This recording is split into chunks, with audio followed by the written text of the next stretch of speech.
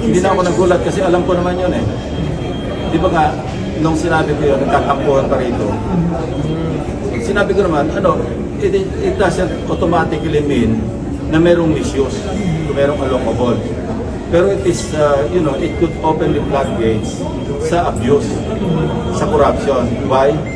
Kaya nga umaabot na ng meron tayo na 11 billion, merong 8 billion, merong 6 billion, merong 4 billion. We never heard that before.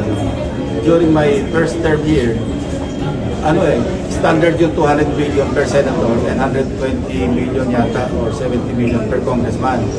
Yun yung pag-barrel. Ang masama doon, walang item sa budget.